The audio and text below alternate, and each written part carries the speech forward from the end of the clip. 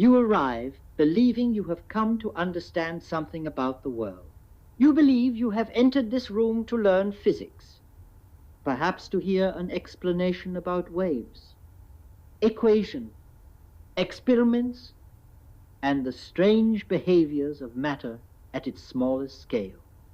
Yet, before we speak of atoms or life or consciousness, I must ask you to notice something far more intimate and far more unsettling. Everything you think you are about to understand is already filtered, shaped, and limited by the very act of experiencing it. What you experience is never the whole event. This is not a poetic exaggeration. It is a sober statement born from decades of wrestling with the foundations of science itself. When you look at the world, when you hear a sound, when you feel certainty or doubt, you do not encounter reality as it is. You encounter a version of reality constructed through sensation, interpretation, memory, and expectation. And yet, paradoxically, this constructed experience is the only world you will ever know. Physics, for a long time, comforted us with the belief that behind appearances there existed a solid, objective world, neatly arranged, governed by precise laws, independent of who was looking. We imagined ourselves as detached observers peering into a cosmic machine. But as quantum theory unfolded, this comforting image began to fracture. The observer could no longer be ignored. Measurement itself became an event that altered what was measured. The boundary between the knower and the known, once assumed to be clean and absolute, dissolved into ambiguity. You may think this concerns only the microscopic world, the realm of electrons and photons. That would be a mistake. The disturbance revealed by quantum mechanics is not confined to laboratories. It reaches directly into the structure of experience itself. Consider this carefully. When you observe, you do not merely record what is already there. You participate. The event you experience is not the event in its fullness, but the event as it appears through the narrow opening of perception. Something vast is reduced to something graspable. Something continuous is broken into distinctions. Something whole is fractured into subject and object. This is not a flaw of human cognition to be corrected by better instruments. It is the condition of experience itself. I have often said, and I will repeat it here without hesitation, the world you perceive is not something that exists independently and then enters your awareness. Awareness is not an afterthought. It is the very stage upon which the world appears at all. To imagine a universe fully formed and meaningful without experience is to imagine a book that is never read, a symphony that is never heard, a life that is never lived. Such a universe may exist in abstraction, but it is not a world. What, then, is consciousness? Science has long treated it as a late arrival, a byproduct of complex brains, an accidental foam atop the waves of matter. Yet this view collapses under its own weight, for how could consciousness, if truly secondary, ever grasp the laws that supposedly precede it? How could a mere epiphenomenon comprehend the structure of the whole? When you analyze the situation honestly, you discover something deeply unsettling. Consciousness cannot be placed inside the world as one object among others, because the world itself only appears within consciousness. This does not mean that your personal mind creates reality. That would be a childish misunderstanding. It means that experience, awareness, subjectivity, call it what you will, is not derived from matter in the way heat is derived from friction. It is more fundamental than that. There is only one consciousness, appearing as many. This idea disturbs because it undermines the cherished belief in absolute separateness. You are accustomed to thinking of yourself as a discrete entity, sealed within a body, peering out at a foreign world. Biology encourages this illusion. Skin defines boundaries. Names distinguish individuals. But these distinctions, while useful, are not ultimate. They are pragmatic partitions within a deeper unity. In my reflections on life, I spoke of the world not as a collection of independent parts, but as a single, indivisible whole, experienced from many perspectives. The multiplicity you see, the countless beings, objects, events is not evidence of fragmentation at the deepest level. It is evidence of a singular reality viewed through innumerable windows. Imagine a crystal catching the light. The light appears as many colors, many angles, many reflections, yet the source is one. So it is with experience. Each of you feels private, isolated, locked inside your own consciousness. Yet this sense of isolation is itself part of the appearance, not the foundation. This insight is not mystical indulgence. It is the sober conclusion reached when one follows science to its limits and refuses to turn away when it becomes uncomfortable. Let us turn now to life itself. For many years, biology attempted to explain life entirely through mechanics and chemistry. Molecules collide, reactions occur, structures emerge. This approach has yielded immense practical success. Yet success should not be confused with completeness. A description of parts does not exhaust the meaning of the whole. When I wrote What is Life, I was not attempting to reduce life to equation. I was pointing to a mystery that physics alone could not resolve. Living organisms maintain order in defiance of the general drift toward disorder. They do not merely obey physical laws. They exploit them, channel them, resist them in ways that suggest something more than blind mechanism. You may call this information, and indeed, modern biology has embraced this word, but information is not a substance. It is a relationship. It implies meaning, selection, context. A sequence of molecules becomes a message only within a living system that interprets it. The same physical arrangement outside such a system is inert. This should give you pause. Meaning is not injected into life from outside.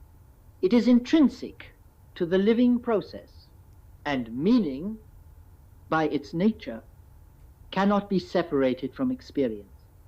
If you insist that life is nothing but machinery, you must also accept that meaning, purpose, and understanding are illusion. Yet you cannot live as if they were.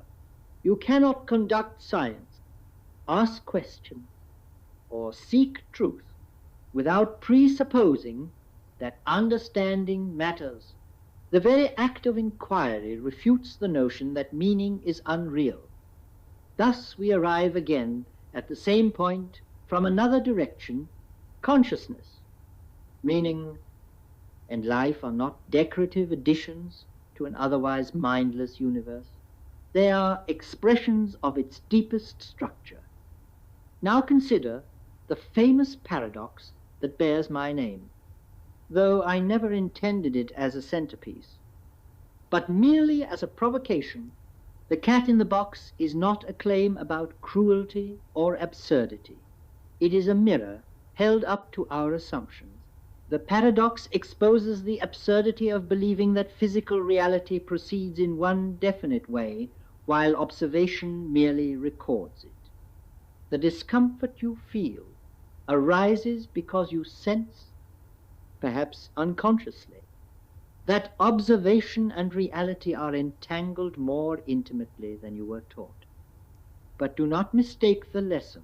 The cat is not both alive and dead in any literal sense relevant to experience. The paradox reveals something subtler, the descriptions we use. The models we build are incomplete when divorced from the conditions under which knowledge arises.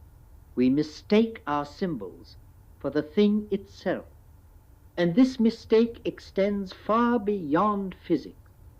In daily life, you believe you understand events when you have named them, categorized them, explained their causes, yet your explanations are shadows cast by a far richer reality. You know what happened, you say, but what you know is a narrative stitched together after the fact, guided by memory, language, and expectation. The living event, in its fullness, has already passed beyond your grasp.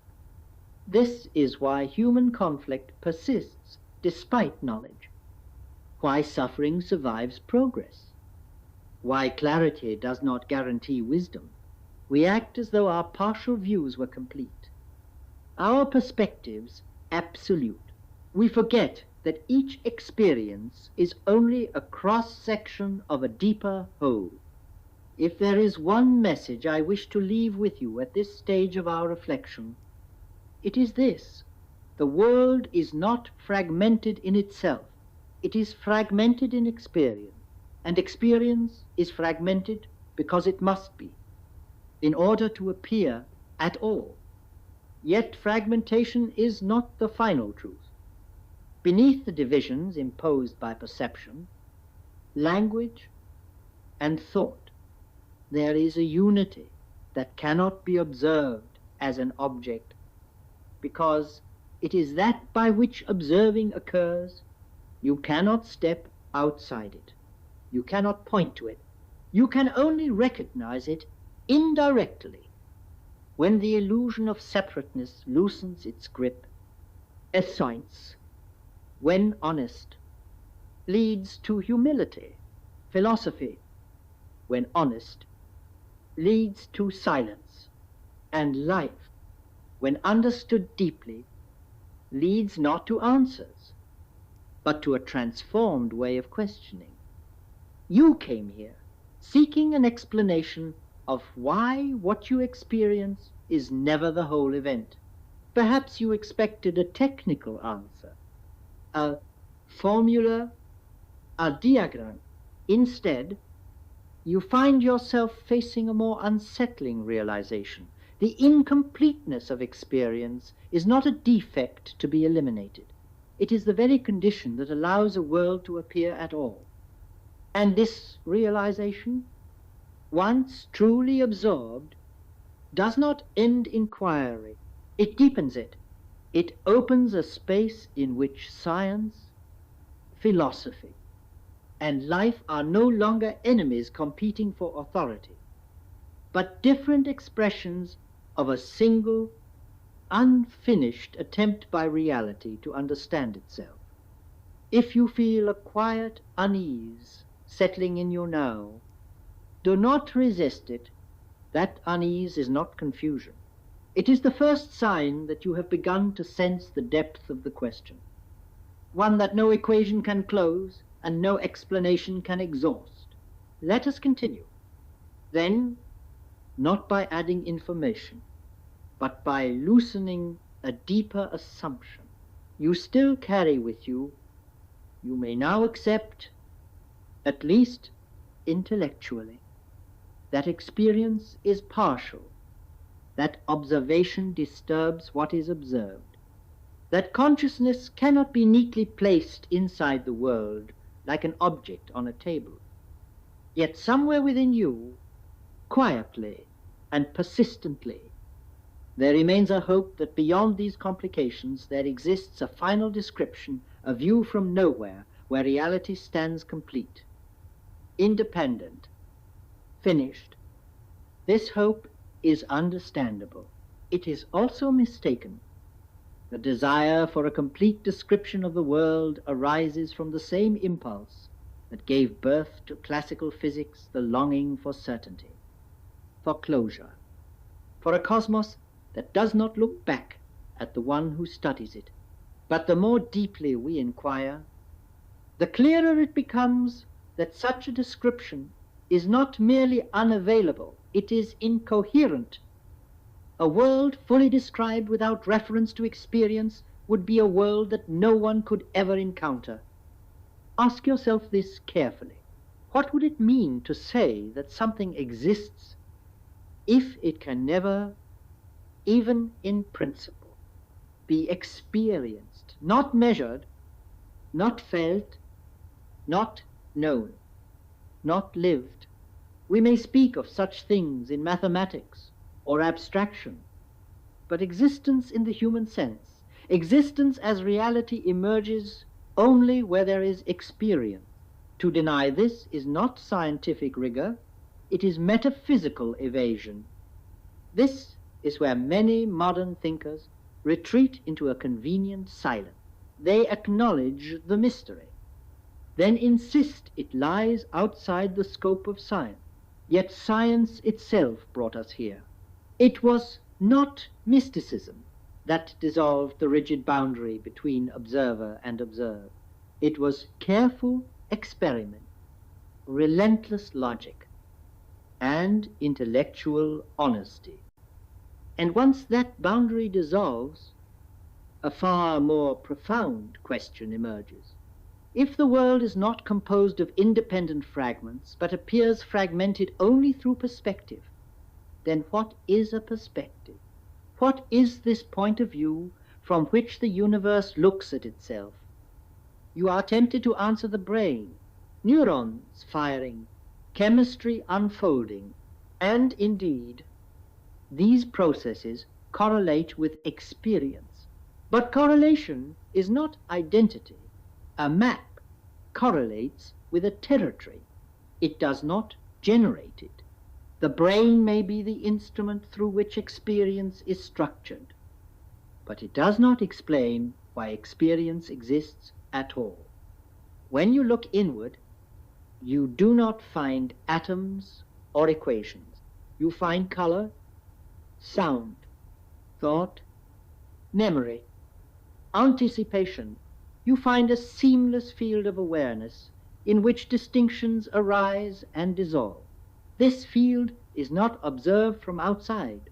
It is lived, and no amount of external description can substitute for this fact. Here lies the great inversion that unsettles so many instead of consciousness emerging from matter. Matter emerges within consciousness as experience. Again, do not misunderstand me. This is not solipsism. It does not mean your personal mind invents the universe.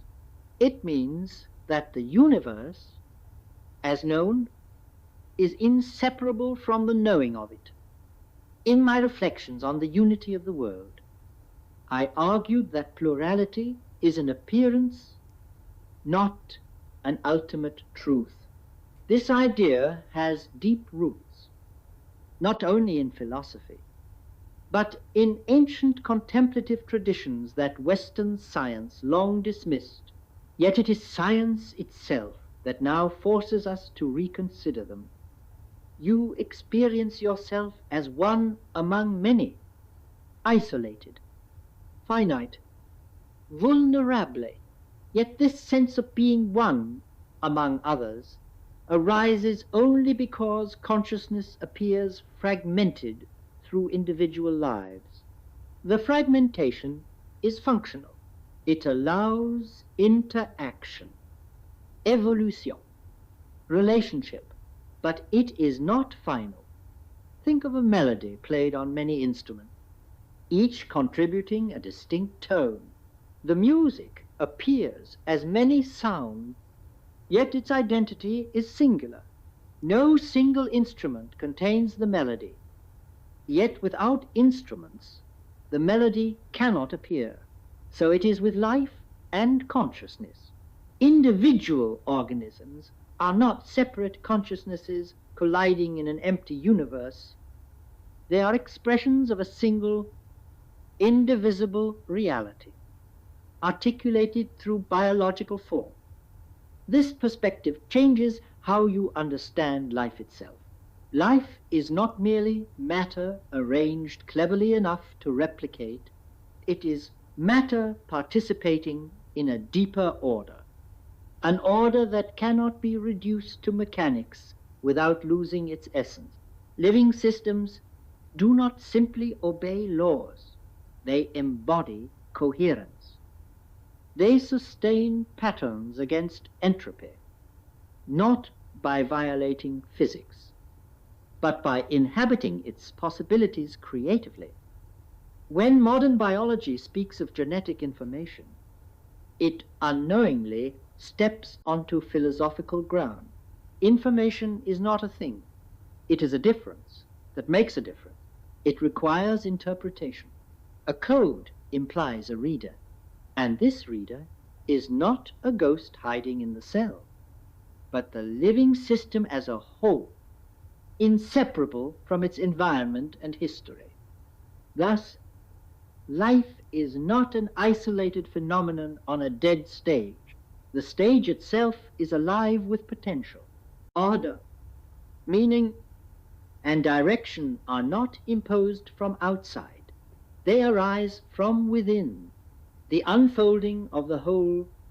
This brings us to an uncomfortable realization about ourselves. If the world is a single, unified process, and if life is one of its expressions, then the human sense of being an isolated ego confronting an alien universe is a misunderstanding. You are not a stranger here. You are not an accident dropped into a meaningless expanse. You are the universe, temporarily localized, asking questions about itself. This does not diminish your individuality. It recontextualizes it. Your thoughts, fears, loves, and struggles matter precisely because they are ways in which the whole becomes conscious of itself at a particular point. But they do not grant you sovereignty over reality. They invite responsibility. For when you harm another, you are not merely acting upon something external. You are acting within the same field of being that sustains you. The illusion of separateness permits cruelty. The recognition of unity demands humility. You may object that such reflections exceed the proper domain of science. I would answer that science exceeded its proper domain the moment it asked what reality is. Once you ask that question, you cannot retreat into calculation alone. You must confront the conditions of knowing, the nature of meaning, the role of experience. What is disturbing is not that science encounters mystery. What is disturbing is that the mystery points inward. The incompleteness of experience is not something that will be resolved by a future theory. No equation will ever capture the totality of being, because equations themselves appear within being. The dream of final knowledge is a dream of standing outside existence. There is no such vantage point, and yet this is not a counsel of despair. It is an invitation to maturity, to recognize that knowledge is participation, not domination.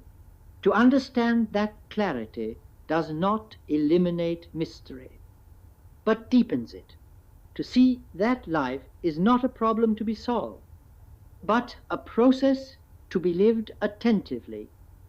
As you listen now, something subtle may be shifting.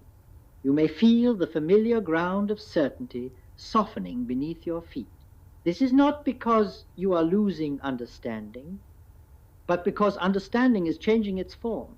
It is moving from control toward insight, from possession toward relation. You began this inquiry wanting to know why what you experience is never the whole event. Perhaps you now sense that the question itself was incomplete. The deeper question is not why experience is partial, but why partial experience is enough for a world to appear at all. And it is here, at this threshold, that science quietly gives way to a more ancient form of knowing, not belief, not doctrine, but recognition that the same reality which appears as matter, as life, as thought, is not divided against itself. Recognition that consciousness is not an intruder in the universe, but its most intimate expression. If you feel the impulse to ask what comes next, resist it for a moment. There is no next step in the usual sense. There is only a deepening of the same question, seen from within rather than from without. In the final part of this reflection, we will not seek answers in the conventional sense. We will turn instead toward the strange, quiet implication of all that has been said, that life and consciousness may not be striving toward understanding, but may already be understanding itself, temporarily forgetting its own unity in order to experience it anew. Let us move more slowly now, because at this depth haste becomes distortion. What we are approaching cannot be grasped by accumulation of arguments, but only by a gradual reorientation of how you listen, how you think, how you inhabit the question itself. Up to this point, you may feel that something has been loosened in you, but not yet replaced. The familiar architecture of explanation, cause leading to effect, parts assembling into whole, mind emerging from matter, has been gently but persistently undermined. Yet the temptation now is to rebuild it under a new name, to substitute one doctrine for another. Resist this. What is required here is not a new belief, but a new stance toward reality. Consider again the notion that what you experience is never the whole event. At first, this sounds like a limitation, perhaps even a tragedy. You are excluded from fullness. You see only fragments. You are condemned to partial truth. But this interpretation already assumes something false, that wholeness is something standing elsewhere, complete without you, waiting to be grasped. What if wholeness is not something you fail to see, but something that cannot appear except through partial seeing? The idea of a total, all-encompassing experience is incoherent. If everything were present at once, nothing could stand out. No distinction could arise. No meaning could form. Experience requires contrast, boundary, exclusion. To experience at all is to not experience everything. Limitation is not a defect added to consciousness. It is the very condition that makes consciousness possible. This insight alters how you understand individuality. You are not a fragment broken off from a whole. You are a perspective through which the whole becomes articulate.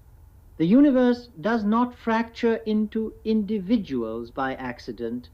It differentiates itself in order to appear. Biology confirms this in its own language. A living organism is not defined by what it is made of, but by the boundary it maintains. That boundary does not isolate it from the world. It establishes a relationship. Through that boundary, matter flows, energy circulates, information powers. Life exists not by separation, but by selective openness. The same is true of consciousness. Your sense of self is a boundary phenomenon. It organizes experience, giving it coherence and continuity, but it does not enclose consciousness the way a box encloses an object.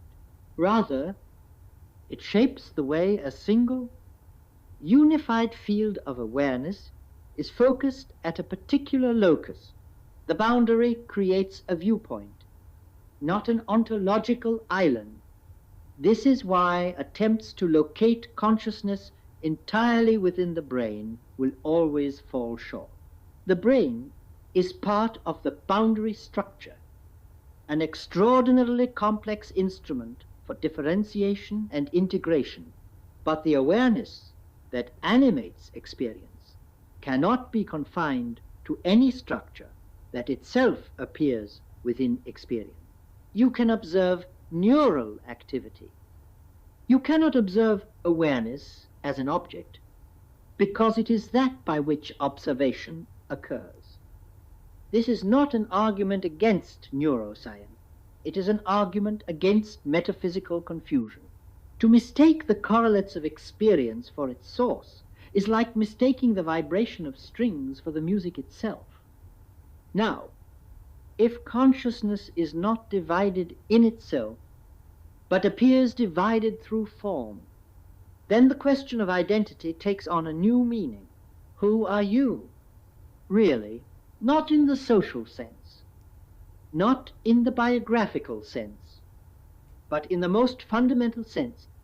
You are accustomed to answering this by listing attributes: your body, your memories, your personality, your history. Yet all of these are contents of experience. They arise, change, and pass away. None of them is identical with the experiencing itself, and yet, without experience, none of them could be said to exist at all. This leads to a quiet but radical conclusion. At the deepest level, you are not what you experience. You are the experiencing, and so is everyone else. This does not erase difference. Difference remains indispensable. Each life is a unique articulation of the whole, shaped by conditions, history, and form. But difference no longer implies absolute separation. It implies variation within unity. Here, ethics quietly enters the picture, not as a set of rules imposed from above, but as a natural consequence of understanding. If the same underlying reality appears as you and as the other, then indifference becomes a form of ignorance. Compassion is not a moral ornament.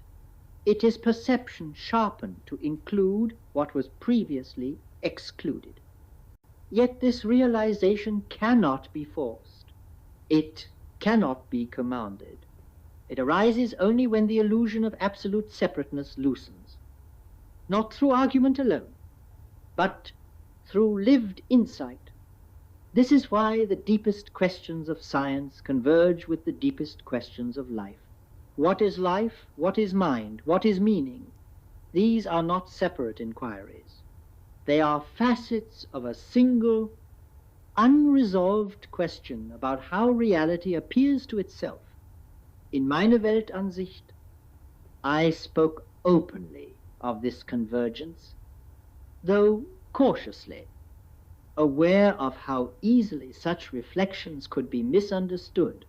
But caution must not become silence. When science reaches its conceptual limits, it must either turn inward or collapse into empty formalism. Modern science for all its power, often hesitates here. It prefers to multiply models rather than confront foundation. It speaks confidently of multiverses, simulation, abstractions piled upon abstractions, yet quietly avoids the one element without which none of these ideas would matter: experience itself. You cannot remove experience from reality without removing meaning, and without meaning, truth itself dissolves. This is why the question of consciousness is not a side problem to be solved after the real work is done. It is the central problem, because it defines what counts as real in the first place. To ask what exists is already to ask how existence is known. Now let us return, briefly, to the image that has haunted so many discussions, the cat in the box.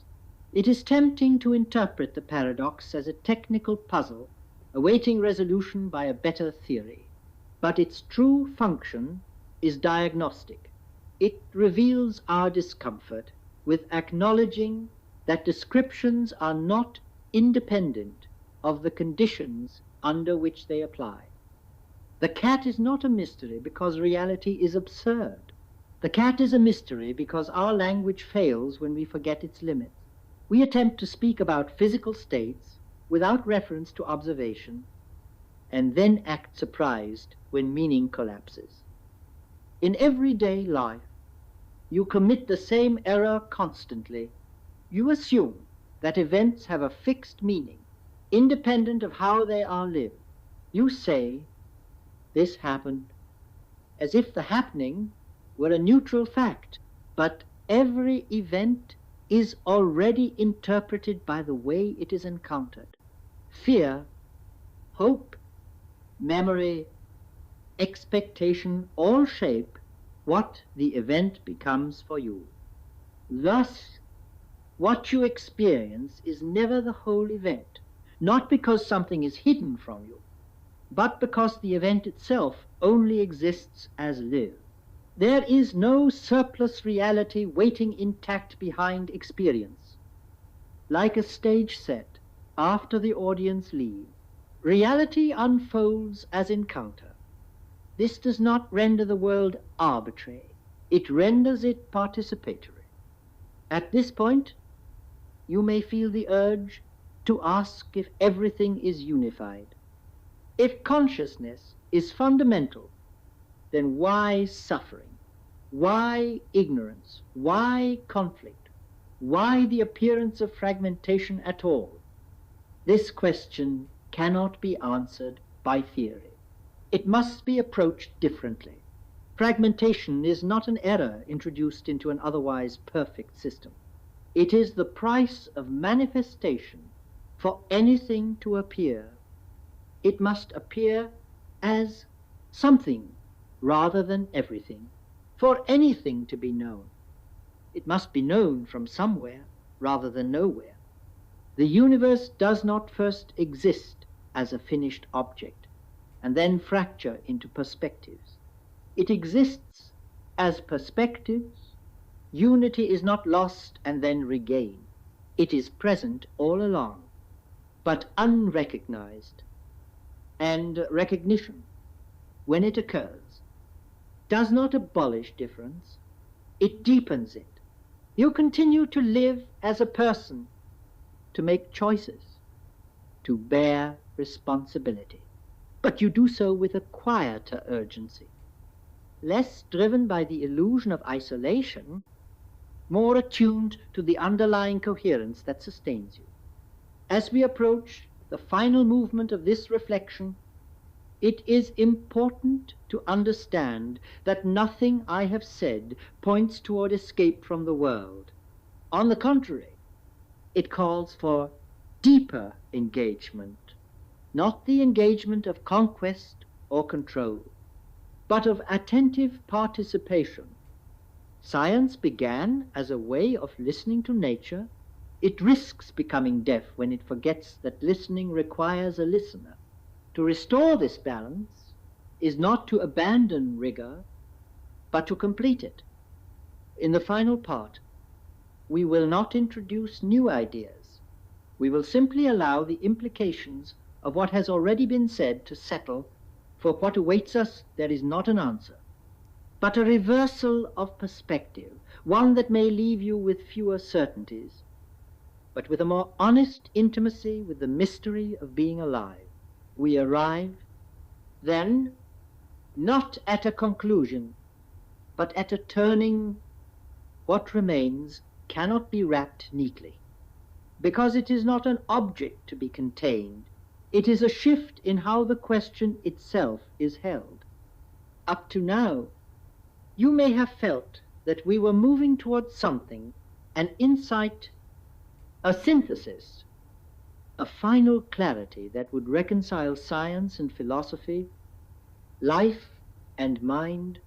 But if you listen carefully, you will notice that the movement has subtly reversed. Instead of advancing toward an answer, we are circling back toward the conditions that make answering possible at all. This is not retreat, it is return. The most persistent error of the modern intellect is the belief that understanding means standing outside what is understood. We imagine that knowledge requires distance, detachment, a cold neutrality, and yet every act of knowing is already an act of participation. You cannot observe the world without belonging to it. You cannot ask what reality is without reality asking itself through you. Once this is seen, the demand for a final explanation begins to loosen its grip. You realize that the question, what is the world, really assumes that the world is something other than the questioning. But the world, as lived, is precisely this movement of questioning, this restless attempt to make sense of itself through countless forms of experience. What you experience is never the whole event, because there is no whole event standing apart from experience, waiting to be fully captured. Wholeness is not an object behind appearances. It is the coherence that appears through them. This is why every genuine encounter with reality carries a faint sense of incompleteness. You touch something real, yet it exceeds what you can say about it. You understand. Yet what you understand opens into further questioning. This is not failure. It is fidelity to the nature of things. Life itself behaves this way. It does not arrive fully explained. It unfolds. It experiments. It explores possibilities, some of which endure, others of which vanish without trace. The living world is not optimized for certainty. It is structured for continuation. When you look at yourself honestly, you see the same pattern. You are not a finished being moving through a finished world. You are an ongoing process, continuously reconstituted through memory, anticipation, and choice. Your identity is not a static fact. It is a dynamic coherence sustained over time. And this coherence, fragile as it may feel, is not isolated.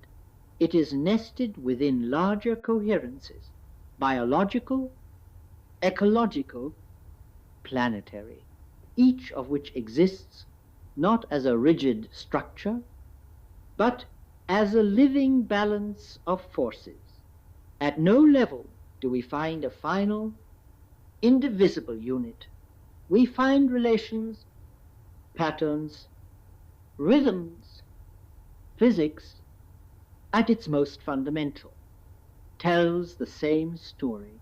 What we once thought were solid particles dissolve into probabilities, interactions, fields. Matter itself becomes a kind of behavior rather than a thing. And behavior, by its nature, cannot be separated from context. It is here that the deepest implication quietly emerges. If reality is relational all the way down, then consciousness is not an anomaly in an otherwise mindless universe. It is the explicit appearance of what was implicit all along the capacity of the world to be present to itself. You need not imagine this capacity as a cosmic mind directing events from above. That image is a projection of human psychology. It is enough to recognize that awareness is not foreign to the fabric of reality. It is one of its modes of articulation. This recognition does not grant you power over the world. It grants you intimacy with it. You begin to see that your thoughts are not private possessions sealed inside your skull, but local modulations of a wider field of meaning. You see that your questions are not interruptions of nature, but expressions of it. Even your doubt, your resistance, your confusion are ways in which understanding gropes toward itself, and so the boundary between science and philosophy, between explanation and contemplation, becomes less rigid. Science tells us how patterns behave. Philosophy asks what it means that there are patterns at all. Life lives the question from within, without waiting for permission from either. If there is something unsettling about this view, it is because it removes the comfort of final answers. You cannot step outside the process and declare it complete. You cannot reduce existence to a solved problem. But in exchange, you gain something subtler and more enduring, a sense of belonging that does not depend on certainty. You are not required to believe any of this. Belief is too crude a word. What matters is whether you can recognize, in your own experience, the truth of what has been suggested when you pause, even briefly, and notice that awareness is already present before any thought about it arises. When you sense that meaning is not added to life after the fact, but woven into its unfolding, when you feel that the boundary between yourself and the world is less absolute than you once assumed, these moments do not announce themselves loudly. They arrive quietly, often in the midst of ordinary life, and they do not eliminate mystery, they deepen it. The task before humanity is not to conquer the universe through knowledge, nor to dissolve into mystical reverie. It is to learn how to live within a reality that cannot be fully objectified, without retreating into ignorance or arrogance. It is to practice a form of knowing that remains aware of its own limits. In this sense, the most honest science and the most honest philosophy converge in humility. They acknowledge that reality exceeds our descriptions, not because it is irrational, but because it is alive. You came here expecting to understand why what you experience is never the whole event. Perhaps you now sense that the more profound realization is this: the whole event is not something you miss, but something you participate in, moment by moment, without ever standing outside it. Life and consciousness are not puzzles waiting for final solutions. They are the ongoing articulation of a unity that can only know itself by appearing as many, by forgetting itself enough to rediscover itself through living beings like you. And so you leave this reflection not with an answer to carry away, but with a quieter, heavier question, one that does not demand resolution, but invites attentiveness. How does the universe, in this moment, look out through you? If you can live with that question without rushing to close it, you will have understood more than any explanation could ever give you.